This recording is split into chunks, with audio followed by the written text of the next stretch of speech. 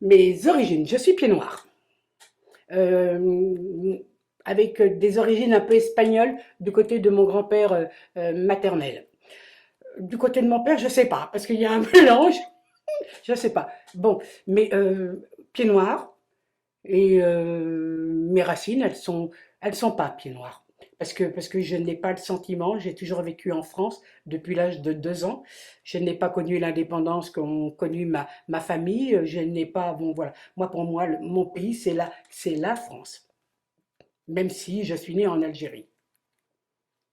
Et de quelle ville d'Algérie tu... Euh, Babaloued, Alger même. Mais j'ai un tonton célèbre. Mon nom de famille, c'est Halimi. Il faut pas oublier que j'ai un oncle qui était champion du monde de boxe. Et des fois, c'est vrai que j'en éprouve un peu de la fierté. Et d'avoir un nom célèbre, comme l'avocate, et malheureusement avec le racisme, comme Sarah Halimi qui s'est fait, bon voilà, non, je suis fière de mes origines. Je les renie pas. Qu'est-ce que tu peux nous dire de tes parents? Oh, mon père était primaire.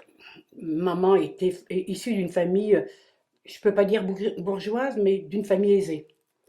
Non, mon père était totalement primaire, était aide-soignant dans les hôpitaux de Paris. Maman était femme au foyer. Je suis issue d'une famille nombreuse. Donc, on est 8 enfants. Je touche du bois, tous vivants. Je suis la deuxième. Enfin, je suis née après une sœur qui est décédée avant ma naissance. Mes parents n'ont pas un bagage intellectuel, mais on s'est toujours posé la question, comment se fait-il qu'ils ont pu faire des enfants avec un QI assez élevé? C'est assez rare d'entendre parler de côté primaire. Qu'est-ce que tu entends quand tu dis primaire? Pour toi, ça veut dire, ça recouvre quoi, primaire? Primaire, qu'est-ce que ça recouvre? Bah, papa n'était pas capable de faire une lettre sans faire 30 fautes. Euh, Papa n'avait pas de conversation, n'avait pas de discussion, était quelqu'un de très autoritaire, vraiment le pied noir, vraiment enraciné, euh, macho, macho. Donc voilà, pour moi, c'était vraiment primaire. Et j'ai eu de la chance. Sur mes 8 frères et sœurs, j'étais la préférée de mon père. Alors, ce qui est assez étonnant, c'est que j'étais la seule de ne pas le porter dans mon cœur. J'arrive pas. Bon, c'est comme ça. Euh, Protectrice vis-à-vis de ma mère. Voilà. Et très protectrice vis-à-vis de mes frères et sœurs. Même si je leur foutais sur la gueule, moi j'avais le droit, pas les autres. Et qu'est-ce que tu as appris de tes parents? Qu'est-ce que j'ai appris de mes parents? Bah, pas grand-chose finalement. Puisque avec mon premier mari, j'ai pas été heureuse. Et maman, pour elle, ce que je vivais avec mon premier mari, et c'était normal, c'est ce qu'elle était en train de vivre, elle. Donc, pourquoi sa fille ne vivrait pas la même chose qu'elle? Donc, j'ai pas beaucoup appris de mes parents, non. Et toi, quel enfant tu étais? Alors, j'ai eu une enfance très, très choyée. Euh, alors, je vous jure, j'ai pas les chevilles qui enflent, du tout, du tout, du tout. Mais j'attirais les gens. Et tous les adultes étaient en admiration, parce que paraît-il que j'étais une belle petite fille. Donc j'avais vraiment une petite cour de soupirants adultes, moins jeune, voilà, j'avais une cour de... Et j'ai eu une enfance très heureuse. J'ai eu une adolescence très heureuse, une première partie de ma vie, femme mariée, un peu moins. Ensuite, j'ai recommencé à être très heureuse. Mon deuxième mariage, qui a duré quelques années, j'étais heureuse. Non, ma vie m'a apporté ouais, que du positif. Je ne suis pas négative de ma vie, même s'il y a eu des creux, je ne suis pas négative de ma vie. Quels étaient tes rapports avec ta fratrie, avec tes frères et sœurs? Eh ben écoute, ce qui est assez bizarre, c'est que j'ai un frère aîné qui a 79 ans. J'étais donc la seconde. Derrière moi, j'avais un frère qui était très, très, très étude. Mais comme j'ai quitté la maison très tôt, parce que je me suis mariée très jeune, je n'ai pas de souvenir d'avoir des rapports euh, fraternels. Du tout, parce que j'ai quitté la maison, voilà. Donc, mes frères et sœurs étant restés chez mes parents, je les retrouvais lorsque j'allais chez mes parents, mais j'ai pas de souvenir de sortie avec mes frères et sœurs. Mais par contre, n'empêche qu'aujourd'hui, je suis quelqu'un qui, faut pas qu'on touche à ma famille. Voilà. Et quand tu étais enfant, c'était quoi tes rêves? J'avais pas de rêve. J'avais pas de rêve parce que euh, je ne voulais surtout pas finir comme ma mère. J'ai toujours connu ma mère en couche. Tu vas à l'école, tu rentres, eh ben, où est maman? Bah, maman est à l'hôpital, elle est en train d'accoucher. Donc je ne voulais pas m'identifier à ma mère.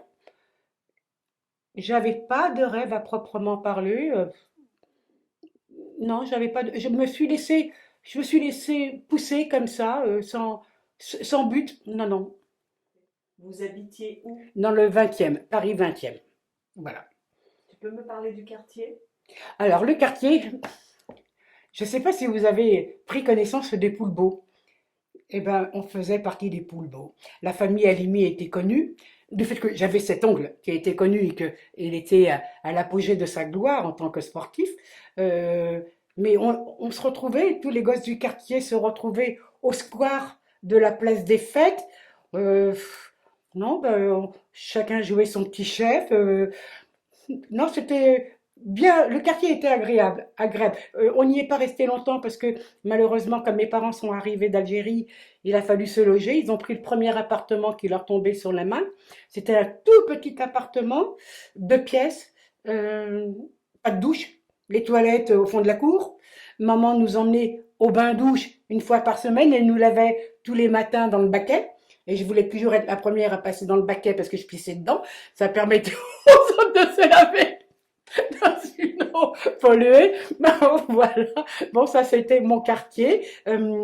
Et puis finalement, mes parents, enfin, mon père a décidé que c'était plus possible. Ils ont prospecté pour chercher à acheter, à être propriétaires. Ils étaient locataires et ils ont fini par faire construire une maison dans l'Essonne, à Verrières-le-Buisson, qui est dans un bois. Bon, on y était très bien. Voilà. Chacun, non, chacun n'avait pas sa chambre, mais c'était pas loin. Du coup, tu as quitté le 20e, tu avais quel âge? Quand j'ai quitté le 20e, je devais avoir 11-12 ans. 11-12 ans, j'y suis bah, de l'âge de 2 ans jusqu'à 10 ans. J'ai vécu dans le 20e et j'y suis retournée il n'y a pas longtemps, mais j'ai rien retrouvé de mon enfance. Et tu es retourné aussi en Algérie? J'y suis retournée, mais là j'avais 5 ans, parce que j'avais encore la famille avant les événements de l'indépendance. J'avais encore toute ma famille de mon père et de ma mère, et pour les mariages. Donc j'y suis retournée pour mes 5 ans. J'ai des souvenirs, j'ai des flashs. Est-ce que je les ai fabriqués? Est-ce qu'on me les a retransmis? Je n'en sais rien, mais j'ai des souvenirs comme ça. Alors en parlant de souvenirs, est-ce que tu peux nous raconter un de tes souvenirs particuliers qui t'aurait marqué? Ah oui, il y en a même plusieurs. Ben, comme mes parents habitaient à Paris dans un petit appartement et que papa était aide-soignant, pardon, on partait en colo, 2 mois. Donc j'ai fait beaucoup de colos. Et une des colos, c'est ce que je disais tout à l'heure, où j'ai eu quand même une enfance, où j'attirais à moi les gens. Je me rappelle que j'avais reçu un colis avec ce qu'on appelle des méduses, les chaussures, les méduses. C'est atroce, ces chaussures. Et moi qui adorais la marche à pied, qui était toujours devant lorsqu'on partait en promenade, et ben avec les méduses, j'étais plutôt derrière. Et je me rappelle que 2 moniteurs se sont battus pour pouvoir me porter sur leurs épaules. Bon voilà, donc ça, c'est un très bon souvenir. C'est un très bon souvenir. Et puis non, puis les colos, c'était un souvenir aussi pour moi qui m'a apporté beaucoup. Parce que, la promiscuité avec d'autres enfants, les activités manuelles, le grand air qui nous manquait dans Paris parce que on habitait un petit appartement. Donc non, ça, j'ai aucun regret d'avoir fréquenté l'écolo, à tel point que lorsque je suis tombée enceinte de ma fille aînée, J'étais jeune, maman avait été inscrire mes frères et sœurs en colo et j'avais été voir le responsable de l'AP pour que je puisse faire une colo et il m'avait répondu accouche d'abord, on verra après. Bon, voilà.